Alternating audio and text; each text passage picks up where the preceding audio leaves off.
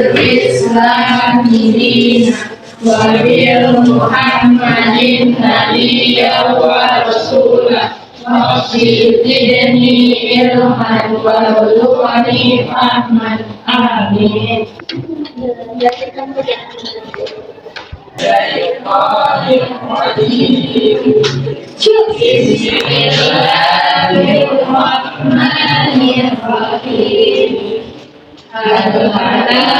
الحديث الغاشية وجوه يومئذ خاشعة عاملة ناصبة تصلى نارا حامية تسقى من عين آنية. صدق الله العظيم.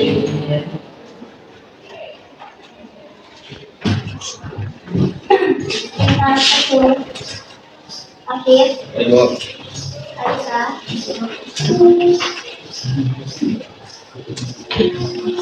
Anjali ada kok ada Koni Lian ada Alfitra Faid Yadira Habibul Arif ada kok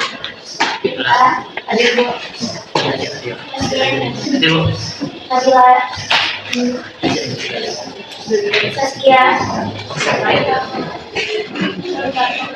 belum datang.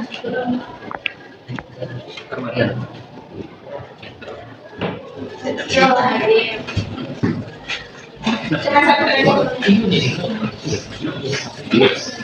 sini kita mau melanjutkan materi kita yang kemarin. Sebelumnya kita udah ada belajar benda yang bergerak di dua bidang. Ada yang masih ingat materi sebelumnya? Dan materinya di dua bidang. Ada yang bergerak di bidang datar, ada yang bergerak di bidang miring. Bidang miring. Kalau sampai ke bidang, berarti dia bidangnya bidang datar sama bidang miring. Kalau di lantainya baru lantai dasar, lantai licin. Nah, kemarin kita udah belajar di bidang datar, bidang miring, lantai dasar, lantai licin. Selanjutnya kita belajar untuk yang selanjutnya predator. Di mana? Sumur. Salah satu pengaplikasian katrol itu ada di sumur. Kalau kita mau mengambil air. Nah, katrol itu merupakan salah satu pesawat sederhana. Pesawat sederhana itu merupakan suatu alat bantu, alat yang berguna untuk membantu pekerjaan manusia menjadi lebih ringan. Nah, salah satunya selain katrol itu ada yang namanya dongkrak. Kalau kita mau mengangkat mobil, mau menggantikan mobil, itu biasanya menggunakan dongkrak. Nah, dongkrak itu juga merupakan pengaplikasian dari si pesawat sederhana. Nah, coba kali ini kita bahas mengenai katrol itu sendiri. Nah, untuk pembahasan katrol di sini ada 3 poin penting yang akan dibahas di titiknya. Ditinjau dari titik katrol itu sendiri. Katrol itu punya 3 titik utama, di mana di sini ada yang namanya titik kuasa. Kalau dari gambar ini kita bayangkan dengan tadi salah satu contoh pengaplikasian dari katrol itu kita menimba air di sumur. Nah, ibaratnya titik kuasanya ini sebagai titik yang menjadi si manusianya memberikan daya. Di sini di titik kuasa. Sedangkan yang di sini ada yang namanya titik berat. Nah, titik berat inilah si titik bebannya digantungkan. Nah, kalau tadi kita bawakan contohnya si timba air, berarti di sini si ember yang berisi airnya, sementara di sini si orang yang menarik bebannya. Dan kemudian titik yang ketiga,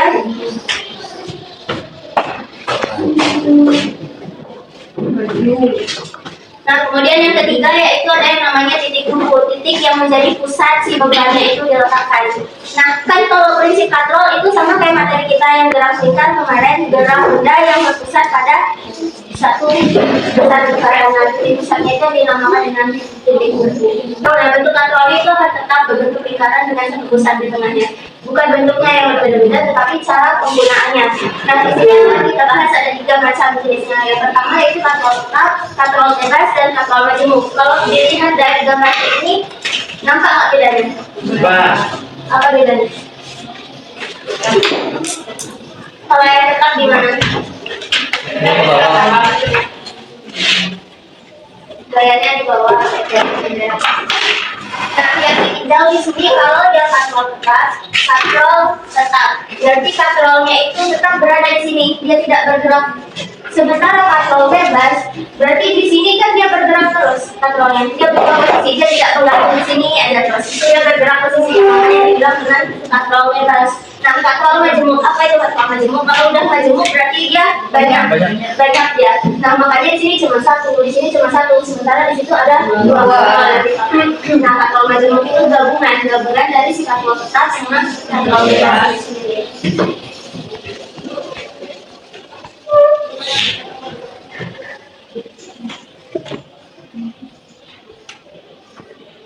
Kira-kira kalau semakin banyak katrol yang kita pakai, itu gaya yang kita berikan kayak gimana? Apa yang bisa kita rasakan kalau kita mengangkat beban dengan banyak katrol? Kenapa? Karena banyak gaya. Tadi disampaikan kenapa mengangkat beban terasa lebih ringan? Karena banyak gaya. Kalau banyak gaya, berarti gayanya besar, otomatis dia lebih besar, lebih terasa berat. Sementara tujuan dari si katrol ini tadi membantu meringankan beban, berarti otomatis gayanya itu kecil. Nah, kenapa sih kalau semakin banyak katrolnya itu akan terasa semakin berat, semakin ringan kita mengangkatnya. Nah, nanti kita bahas yang pertama di sini ada katrol tetap. Untuk katrol tetap tadi disampaikan katrolnya itu akan berada di situ, dia tidak berubah posisinya. Katrolnya yang ini ya, dia tidak berubah posisinya. Hanya terdapat satu tali yang menghubungkan antara si beban yang diberikan dengan gaya yang digunakan untuk mengangkat si beban itu. Nah, ini ada beberapa contoh pengaplikasiannya. Nah, salah satunya yang tadi disampaikannya itu si mengangkat air dari sumur. Kalau dulu sebelum menggunakan yang namanya katrol, orang itu menimba air itu kan dari ember yang dihubungkan ke tali terus langsung diangkat. Nah, itu pasti lebih berat kan rasanya dibandingkan sekarang kalau kita udah pakai katrol dia tinggal narik ini. Mana terasa lebih ringan kalau kita narik ini sama yang narik? Mana terasa lebih ringan? Narik. Nah, itu makanya guna si katrol ini di situ akan berpengaruh terhadap beban yang diangkatnya tadi.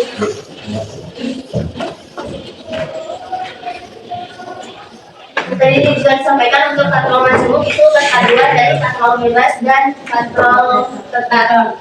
Lebih besar lagi. Kalau kasus pertama itu sekadar ember, kasus kedua itu sekedar mengangkat sepisak semen, kasus ketiga ini kita udah mengangkat beban-beban untuk membuat gedung. Kebayangnya. Jadi semakin besar katrol, semakin banyak katrol yang digunakan, semakin besar beban yang diangkat untuk membantu meringankannya. Nah, di sini dari gambar bisa kita lihat ketika seorang ini tidak mengangkat dengan menggunakan katrol, mengangkat beban dengan tidak menggunakan katrol, dia akan terasa berat. Sama ibaratnya dengan kita tadi menimba tanpa adanya katrol, itu akan terasa lebih berat. Kemudian orang kedua ini menggunakan katrol tetap tadi kayak diberikan cuma satu sisi tali, akan terasa lebih ringan. Yang tadi berat sekarang lebih ringan. Ketika dia menggunakan katrol majemuk akan terasa sangat ringan. Nah, kenapa sih? Berarti kan makin banyak katrol makin terasa ringan. Kita mengangkat bebannya. Kenapa? Nah, di sini ada yang namanya keuntungan mekanis. Keuntungan yang diberikan ketika kita menggunakan katrol. Misalkan, nah, ketika kita nanti mencari berapa besar gaya yang kita berikan, maka bisa kita bagi antara gaya beratnya dengan keuntungan mekanis yang diberikan. Tadi disampaikan keuntungan mekanis itu merupakan keuntungan yang diperoleh dengan kita menggunakan katrol. Nah, di sini yang pertama tadi kita singgung ada katrol tetap, katrol bebas, dan katrol majemuk. Yang pertama di sini ada katrol tetap dengan memiliki keuntungan mekanis besar 1. Kenapa 1? Karena tadi disampaikan yang kedua. Nah, diibaratkan kalau di sini kita mengangkat beban sebesar 1000 Newton, otomatis gaya yang kita berikan untuk mengangkat beban 1000 juga sebesar 1000 Newton. Nah, otomatis itu senilai kan. Tapi tadi disampaikan katrol itu mempermudah. Di mana letak mempermudahnya? Kalau beban yang diberikan juga sama dengan gaya ini. Di mana letak mempermudahnya? Karena itu tadi salah satunya yang disampaikan, maksudnya ketika kita merasakan mengangkat beban sendiri tanpa menggunakan alat bantu, itu akan terasa lebih menyisa di badan dibanding dengan kita menggunakan katrol. Nah, itu yang namanya mempermudah. Untuk yang kasus yang pertama ini, itu katrol kita nilainya tetap sama, bisa gaya itu sama dengan bisa nilai. Nah, sedangkan pada katrol mekanis di sini yang kita contohkan tadi misalnya Firefox. Di sini terhubung dengan Wi-Fi. Otomatis ada tali ini terhubung dengan ditahan oleh dua sisi, talinya ditahan dengan dua sisi. Makanya keuntungan mekanisnya kita dapat sebesar 2. Nah, tadi disampaikan untuk menghitung gaya itu rumusnya gaya itu sama dengan besarnya nilai berat dibagi dengan keuntungan mekanisnya. Kalau di sini kasusnya masih sama, bebannya sebesar 1000 Newton juga, masih sama kayak tadi, tapi keuntungan mekanisnya 2. Berarti tinggal kita bagi dengan keuntungan mekanis yang diberikan ketika kita menggunakan katalog bebas yang didapatkan sebesar 500 Newton. Lebih berkurang nggak gaya yang diberikan dibanding ketika kita menggunakan katalog tetap tadi. Kalau kita menggunakan katalog tetap tadi, gaya yang kita keluarkan juga sebesar 1000 Newton. Sedangkan kalau kita pakai katalog bebas, gaya yang kita keluarkan cuma sebesar 500 Newton. Untuk konsep menentukan keuntungan mekanis ini udah paham? Masih ada yang maju? Iya. Coba. Iya. Tadi disampaikan semakin banyak katrolan bekerja, semakin terasa ringan dia.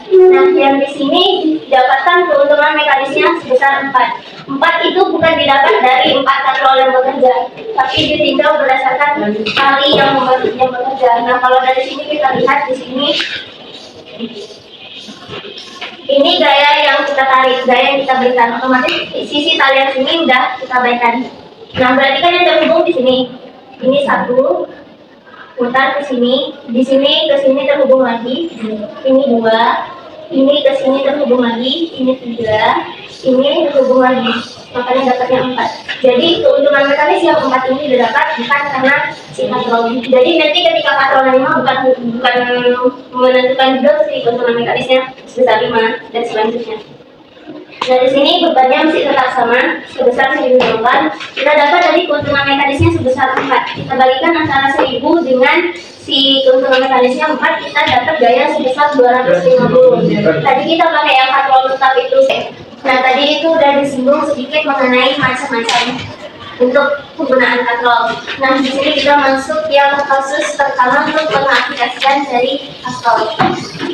Kalau dilihat di sini, yang kita pakai katrol tetap atau katrol bebas? Tetap. Ini kayak sumur, tapi di sini dua-dua beban yang kita bentukkan, tidak cuma satu sisi kayak di kasus yang sumur tadi kita bawakan. Nah, di sini diketahui balok A-nya bermassa 3 kg. Balok A-nya bermassa 3 kg. Kemudian balok B-nya bermassa 2 kg. Percepatan sistem dapat dihitung terlebih dahulu dengan menentukan arah gerak benda.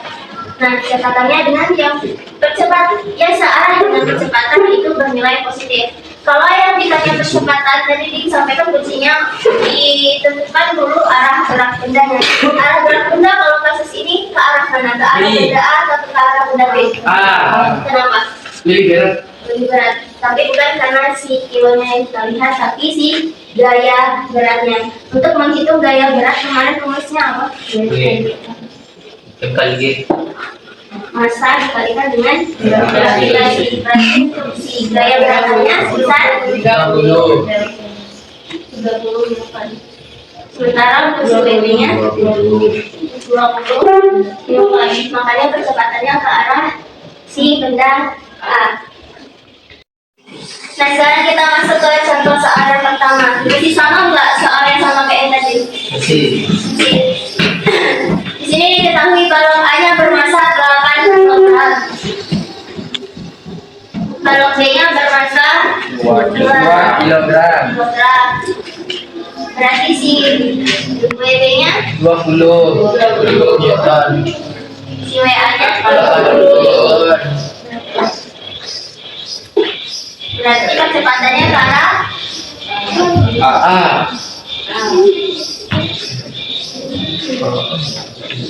bergerak ke arah benda A.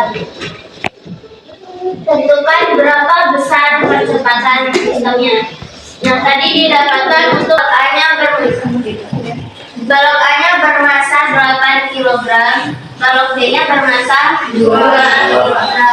Berarti gaya berat si A-nya sebesar 80 besar gaya berat si B-nya 20 Nah, berarti kecepatannya bergerak ke arah benda yang ditanya besar percepatan sistem. Nah, tadi didapatkan untuk besar percepatan itu si WA dikurang WB dibagi dengan masa total. Masih samakah dia kalau kita bawa ke kasus ini?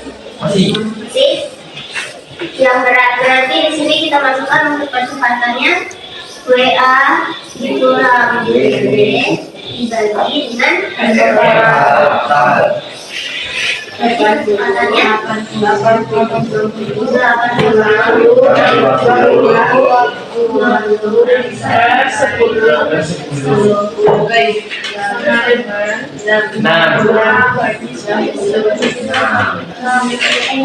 Iya.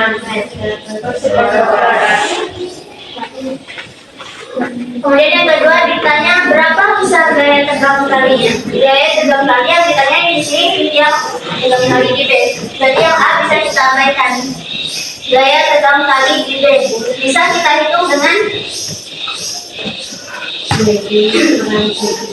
ya, masukkan semua gaya yang kali. WB nilainya positif negatif. Positif negatif karena dia tetap mengikuti konsep yang awal, dia mengikuti satu kesatuan tadi dalam satu sistem. WB-nya bernilai negatif, tapi yang kita hitung fokus cuma di benda B-nya. WB-nya negatif, berarti di sini ada min WB, terus ada yang ditanya sih nilainya sama dengan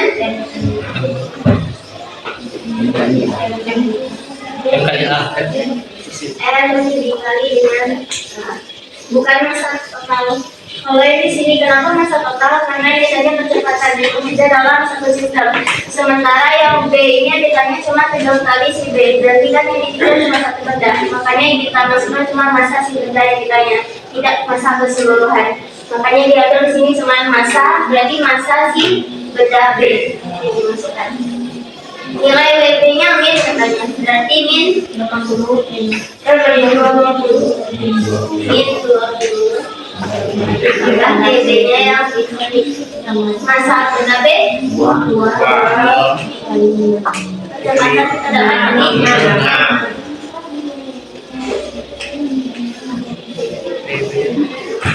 12 dikurang tambah 20. Yang kedua 32 Newton. Gaya tegang kali semua gaya sebenarnya yang saja. Paham untuk ini?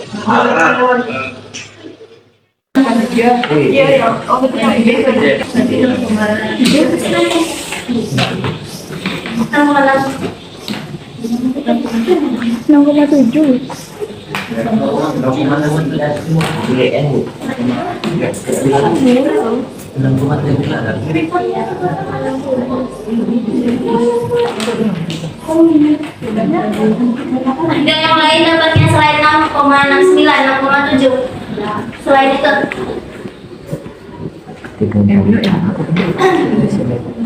Berarti ini arah bendanya bendanya ke arah arah kesempatannya ke arah benda B. Berarti nilai si WB-nya terus apa lagi? Dikurang dikurang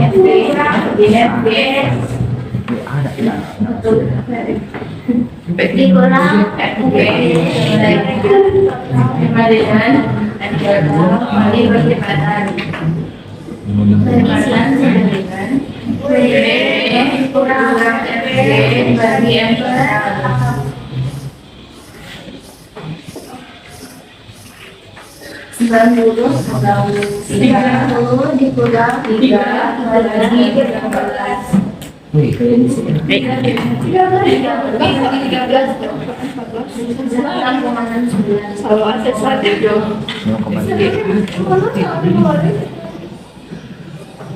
Bisa dibuatkan dari 6,7 Ikuti. Ada yang dapatnya 3. Ada yang dapatnya 2. Ada yang dapatnya jawabannya selain ini. Selain 2 pilihan yang lainnya. Tidak. Tidak. Kalau ada diperbaiki. Kemudian yang kedua, yang B-nya yang ditanya itu besar daya tegang kali di DA. langsung ke TA.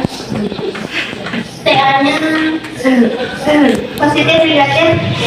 TA-nya positif. TA Dikurang FG. Ini lah. Kurang FG sama dengan FA dikali A. Dikali A. Oke.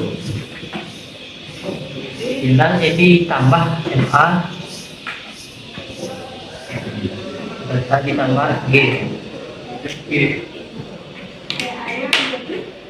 masa di permukaan Masanya 44 masa dikali kecepatan 6,7 ditambah 4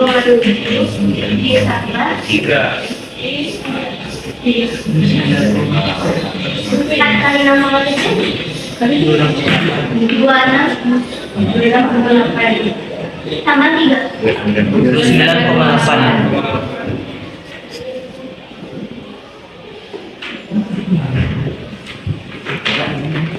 apa? Silakan kerjain ini ke depan satu lagi.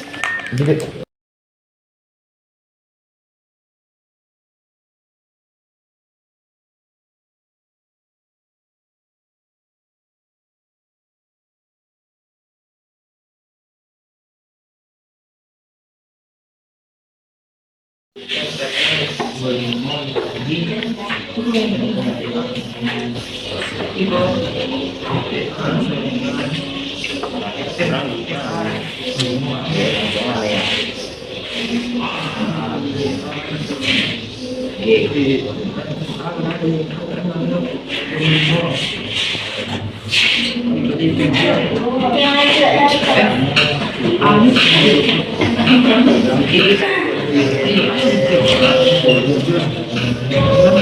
Imo.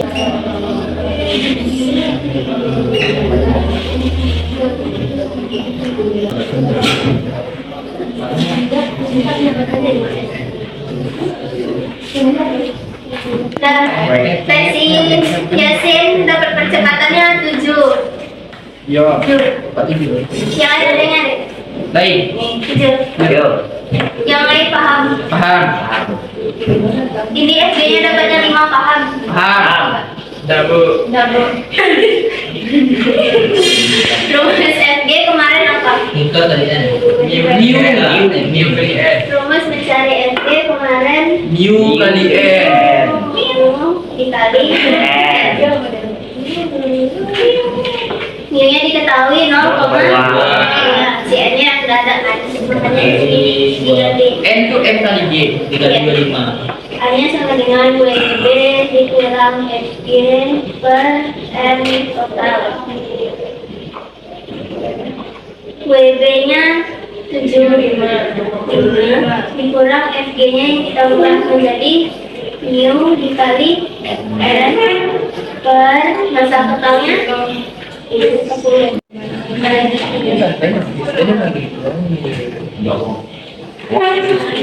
Dikurang 10 dikali 0,2 2 kali 0 2 kali 2,5 5. 5 per 10 70 per 10. Makanya dapatnya 7. Paham kenapa dapatnya kesempatan ini? Terus yang ditanya yang kedua itu besar tegang kali di A-nya. Besar tegang kali di A berarti yang kita masukkan cuman gaya yang bekerja di balok A disamakan dengan massa si A dikali dengan percepatan. Nah, gaya yang bekerja di balok A tadi udah dihambat dengan si FG, makanya nilai si FG-nya jadi minus. Ditambah si TA-nya positif searah dengan percepatan sama dengan massa di A dikali dengan percepatan. FG-nya tadi udah didapat di sini nilainya Makanya di sini langsung masukkan 5. Kenapa Min? Karena FG selalu berlawanan arah dengan arah gerak benda. Jadi gerak benda ke arah benda B, sementara dia ke arah sana. Makanya nilainya negatif. Yang kedua ditambah A yang nilainya sama dengan massa benda A dikali dengan kecepatan. Pindah posisi, si TA-nya sama dengan massa A-nya 2,5 dikali dengan kecepatan yang didapat ditambahkan dengan besar dari desain. Kita posisikan jadinya nilainya positif. Berarti didapatkan hasilnya benar ini? Benar lah. Benar. Buat belum aja. Diketahui di sini balok A-nya bermassa 12 kilogram.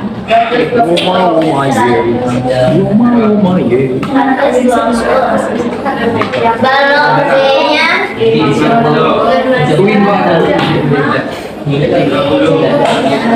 Berarti yang dari Kamboha, Waimeru. 26 masih ya, jadi ulang. ada si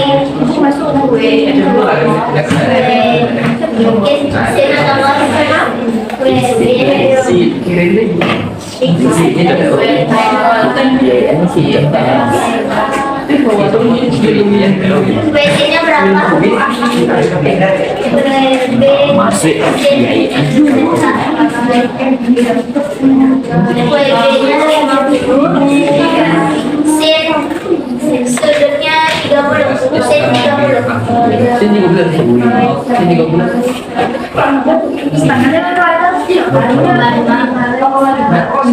Oh, ini ngejokes tadi Bu. Tidak gitu. Jaga setengah. 50 kali 0,5. 25 Newton.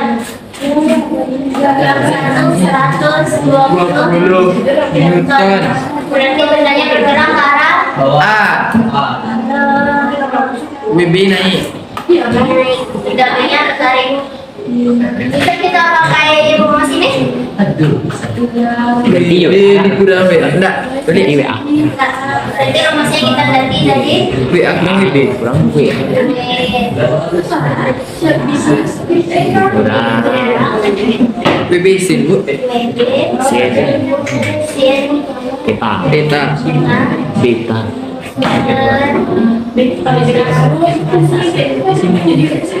Beta lagi gitu dong. WB sin theta-nya berapa? 25. 25 ber 255 7 le 95 bagi 7 le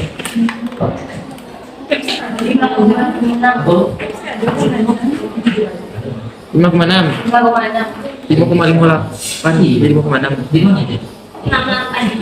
58 Bu, jadi 6.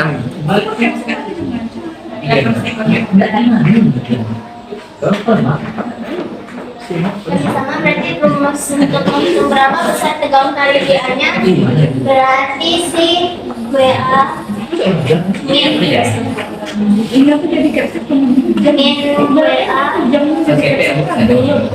Cuman pengajian itu bisa berapa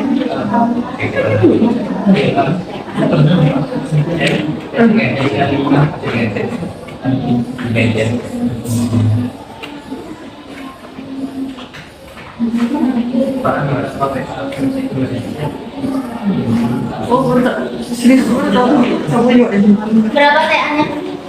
Tegang kali WA Cuma kok ini dulu sekolah masa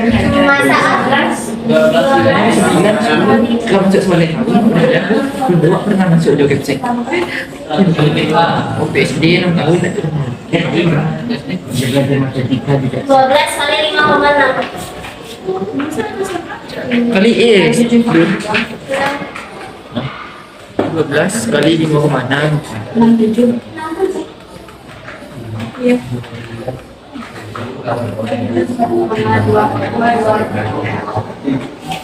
Iya Bu. Tambah stereo dulu lah.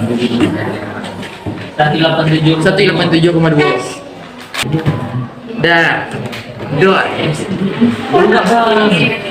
Dot. Biasa kita lanjutkan yang bidang ini di lantai dasar. Sip. Tapi yang otomatis. Wow, low. Nah, dari penjabaran materi tadi, apa yang bisa kita ambil untuk materi hari ini? Apa yang didapat? Makro mempermudah kehidupan sehari-hari. Kalau mempermudah kehidupan sehari-hari, oke benar. Ada yang lain? Bagi yes.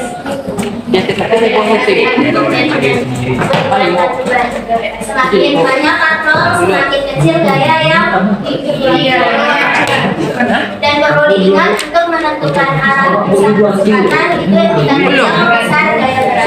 Tapi kalau dibilang mana berat gaya berat yang berbeda satu sama besar gaya bentuknya perhatikan itu sebenarnya besar. Oke, sampai sini paham semua? Paham ya. Insya Allah. Kemudian tutup materi hari ini dengan mengucapkan hamdalah.